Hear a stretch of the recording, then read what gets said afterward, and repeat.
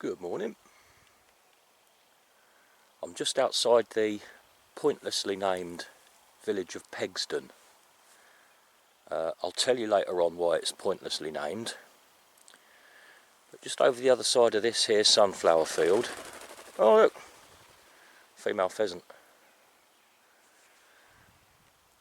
Just over the other side of this field, not too far in that direction, is a long barrow, an ancient burial mound called the Knoll. Let's see if I can find it. There it is over there. It's off the footpath, which isn't a bad thing because it means it's undisturbed. We can get a little bit closer and get a half decent look.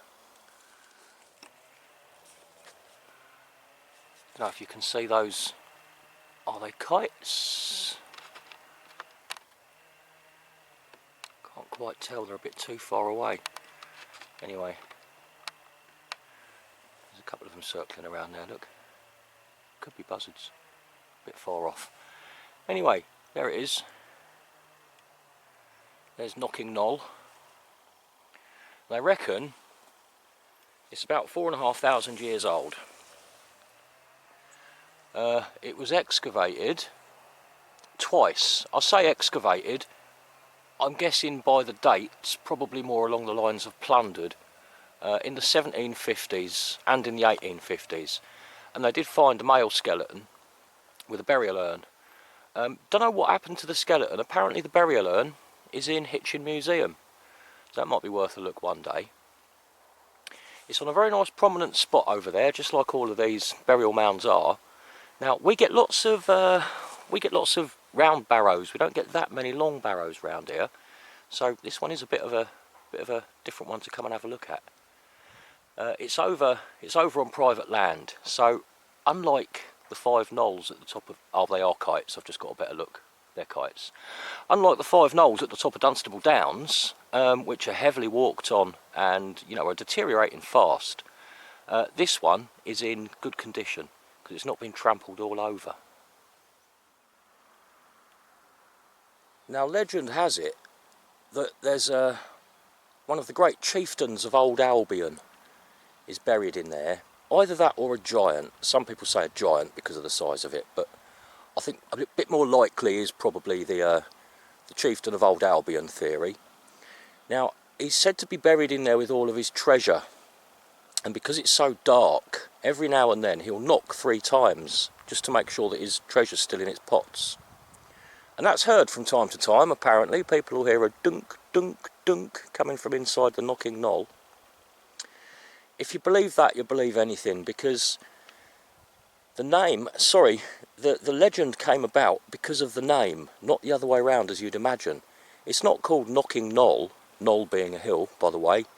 It's not called Knoll because people hear the dead chieftain knocking. It goes the other way around. Knoll comes from, let me show you this word here.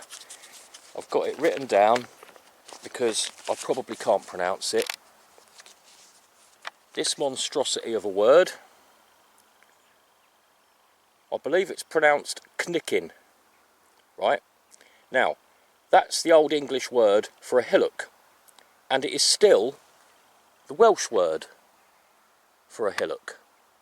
So, by calling it knocking, they're just using the old English knickin, which means a hill or a hillock or a little mound, just like we have there. I looked it up actually. I had a look through my place names books just to figure out whether or not that was true, and it does seem to be, because you've got places like, hang on, I've written these down. You've got a place in Cumbria called Knock, and you've got a place in Shropshire called Knockin. Now both of them mean small hillock. So Knoll just means hill. Another legend associated with Knoll is that it's full of buried Vikings. The reason for that being that in April and May it's covered with these lovely little purple flowers. They're part of the anemone family, purple pasqueflower. Now, according to legend, purple pasqueflower will only grow where Danish blood has been spilt. You see them very often growing on chalky burial mounds. It's nothing to do, obviously, with Danish blood being spilt. They just like to grow on undisturbed piles of chalk, which is exactly what we've got when we're looking at these mounds. Right, I'm going to follow the footpath west now. Off towards Deacon Hill. There's lots to see up Deacon Hill. There are Neolithic works. It's the site of an old hill fort. There's all sorts going on. Very nice up there. Very picturesque. Sorry about the chainsaw. This is actually that's a working plantation just in there. And there is actually, I don't know if we'll be able to see it from the path or not, there is a small earthwork in there, apparently. Oh, let's see if we've got a... Oh, I mean, that's not the actual knoll there, but that's very nice, isn't it? Very nice. Oh, yeah, I can see a bit of something going on in there. A little mound. Let's have a look around the other side.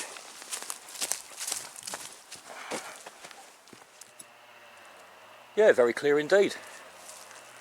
Another little, I don't know if they call that a bell mound or whatever. It's a little hill. Right. I shall switch the camera back on once we start to approach Deacon Hill. Actually, first, let me tell you about why Pegsdon is so pointlessly named. Well, the name Pegsdon means the valley by the hill.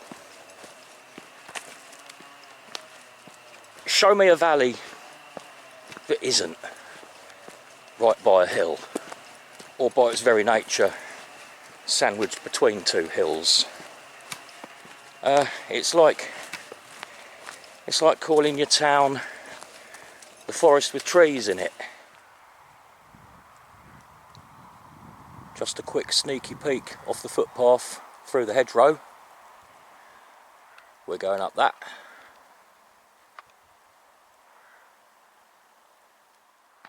There's some lovely big twisty old beech trees in here. I'm not sure if these are a part of the crop or what.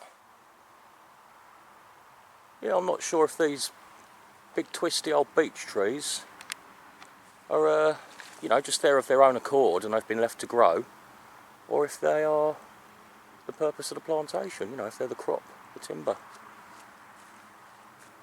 Very nice anyway, I love big old beech trees.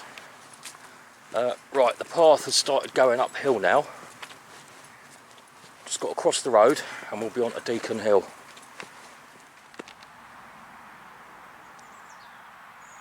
Well, there we go. Got to cross the road in one piece, just about.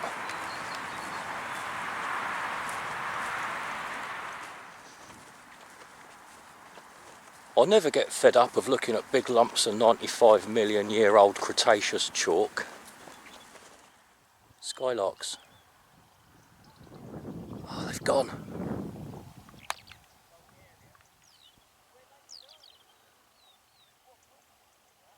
I think they're skylarks.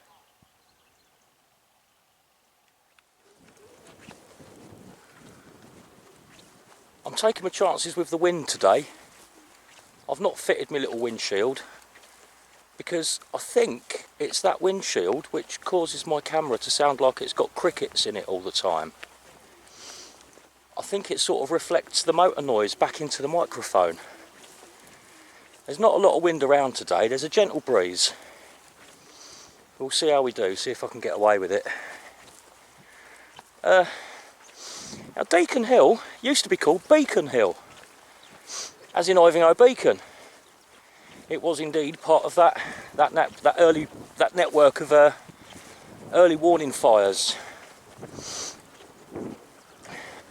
For some reason in the 1770s it changed from Beacon Hill to Deacon Hill. But nobody seems to know why. It was officially recorded as changing, but nobody seems to have recorded why it was changed.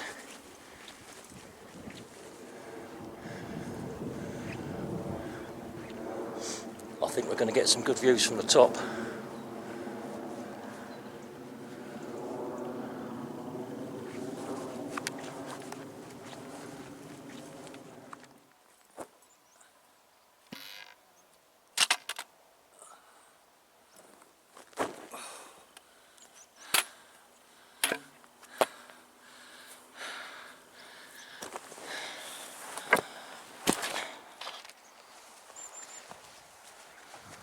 All these funny little lumps and bumps you can see up here, they're just the result of thousands of years of digging out little bits of chalk, little clumps of flint. Easy pickings, I guess. I did read in one place that there was a Napoleonic rifle range, Napoleonic era, sorry, rifle range up here somewhere, but with all this going on, I'm not sure that's going to be very easily identifiable. That's where we started off, down there, Knoll.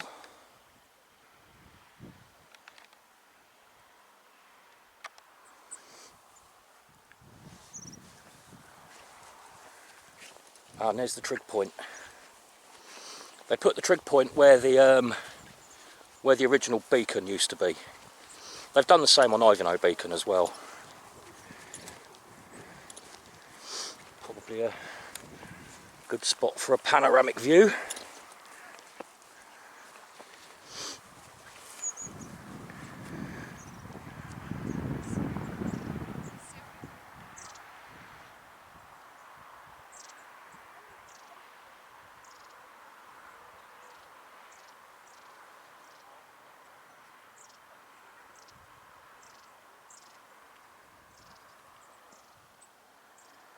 I love these lumpy old pits. Very interesting to look at.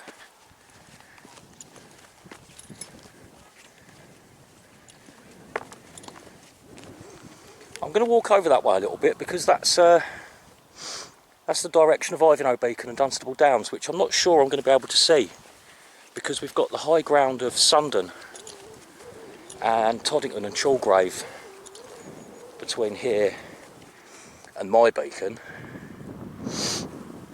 Don't know if we're going to see it or not. I think this might be the pasque flower. It looks like it might be. I might be wrong there. I might be wrong. But I think that's the pasque flower. Obviously not in flower at the moment. So this was the site of a hill fort of some description. And then over there, I think we must be looking at that patch over there is Ravensborough Castle, which is also inaccessible to the public, but we have been right up to the edge of its boundary. When me and Twinkle went to Barton Hills, when we got right up the top of Barton Hills there, we were literally just on the edge of Ravensborough Castle.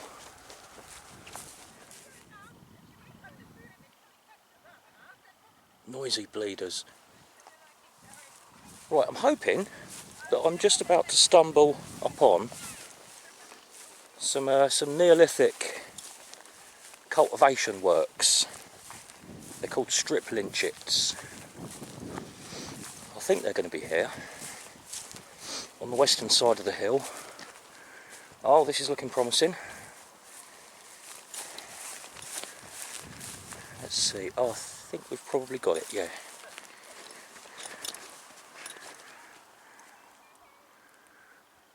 Let's work our way down here a little bit.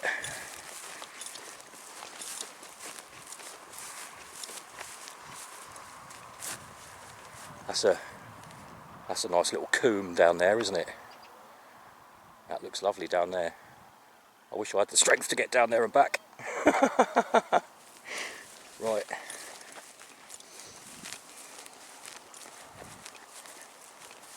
Yeah, definitely. Here we go.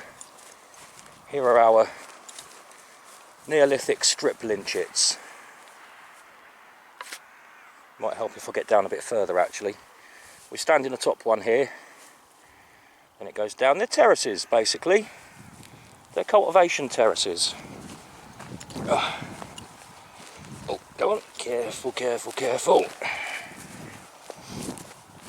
So the early Neolithic farmers who settled here put in this system of terraces for growing crops on. Now it makes you wonder why they bothered, doesn't it?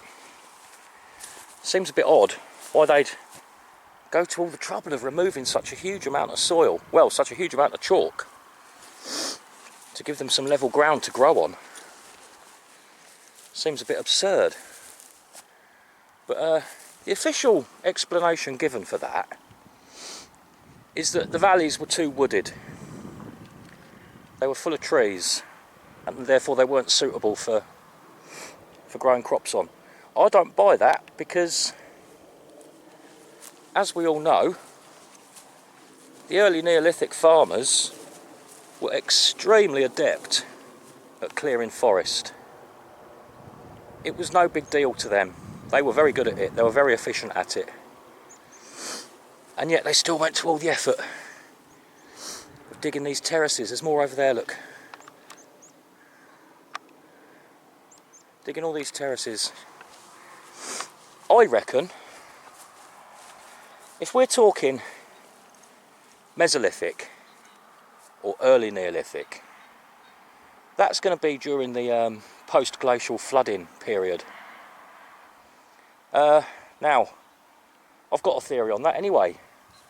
Every time I stand at the top of Dunstable Downs arriving at Deacon, I can see it right there in front of me, this big post-glacial inland sea. Well, the same was going on here, in my opinion. They weren't growing crops down there because it was under 10-20 metres of water. The early settlers who came across here from Doggerland, following the chalk ridge from the east coast, as Doggerland sunk beneath the waves, our very own little Atlantis, this is where they came. And out of necessity, they had to start off by growing their crops on the hillside until those glacial meltwaters receded and they could start farming the valley below. That's my theory anyway.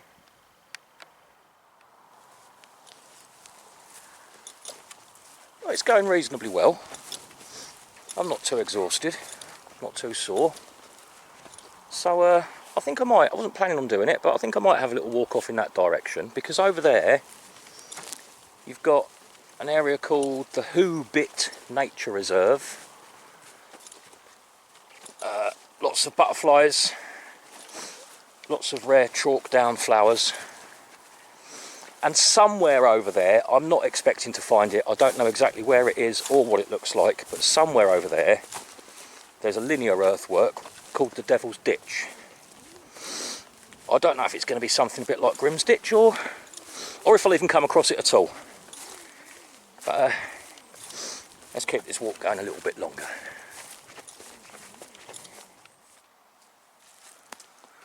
What a beauty. What a beech tree. Absolutely gorgeous. So many initials carved into it over the years. Sometimes you can see some really high up ones that are obviously very old. Can't see anything. There are trees like this in Epping Forest that have got initials carved right up the top, which were probably down here somewhere when they were actually carved into it. There's a very recent one here. Who's been here recently? Joe and Connor, immortalised on this tree. Right.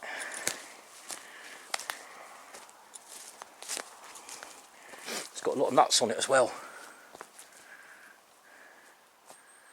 Got some just low down here. Further up it's covered in them. I don't know if that's what counts as a mast year. I mean, there's a hell of a lot of them. Maybe it is a mast year. Glad to have made your acquaintance, sir.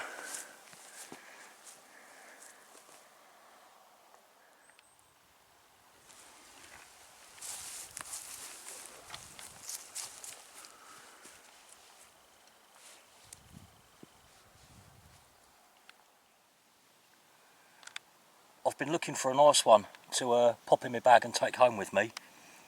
This is for you, Annie.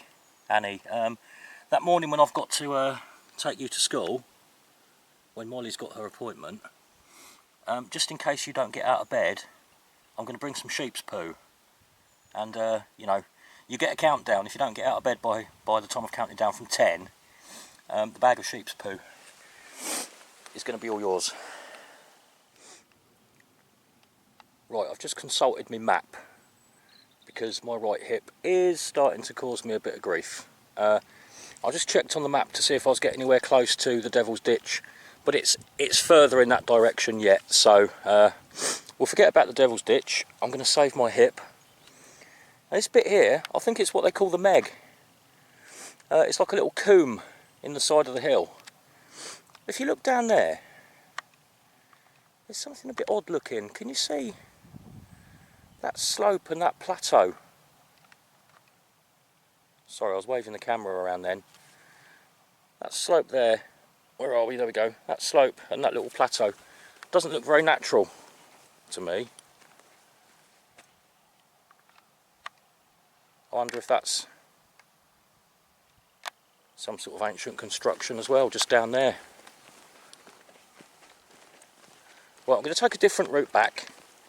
We came in from up over there via Knoll, Hill, next to the village of the village next to the hill. I'm from the valley next to the hill. I'm not getting at Pegsdon. Not specifically. We've all got a fairly limited gene pool around here. Rumour has it that a load of Al-Qaeda terrorists got arrested using all this as a training ground. Sort of after 9/11. Yeah, apparently they were using this as a training ground in Britain. And a few of them were arrested over it. I don't know exactly what they were doing. I mean, I wouldn't have thought you'd get away with firing Kalashnikovs around here on a Sunday morning.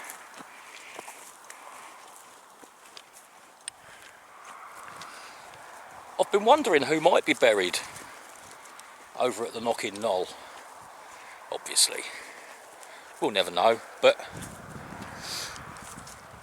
back there just beyond Pegsdon there's a village called Pegsdon. Now, Pegsdon means the farmstead of a man named Pegsdon. So maybe that's who's in Knoll. Maybe Pegsdon's buried there. I mean, he must have been one very proud man to be the lord of all this.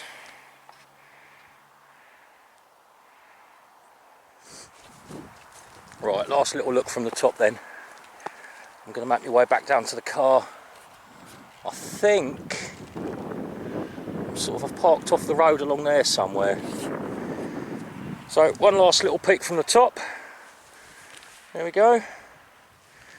Say goodbye to Pegsdon. See you later, Pegsdon, if that's where you are. Let's see if we can find a gentle route down. It's getting dark early now, isn't it? It seems a bit disappointing. You know, it was dark at like 7 o'clock last night. But I do like autumn. During the day, whilst we've actually got some sunlight, autumn's a really nice looking season.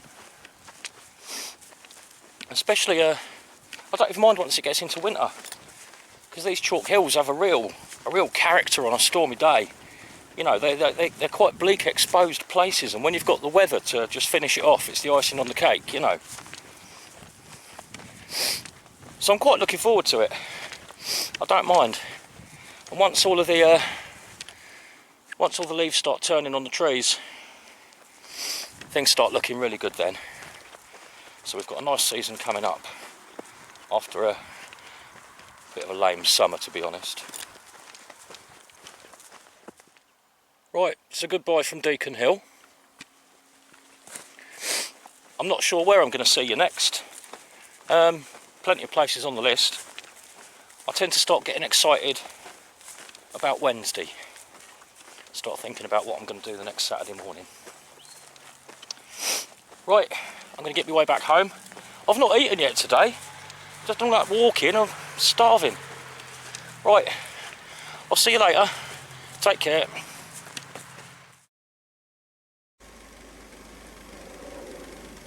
And if anyone was wondering, of course she passed the MOT.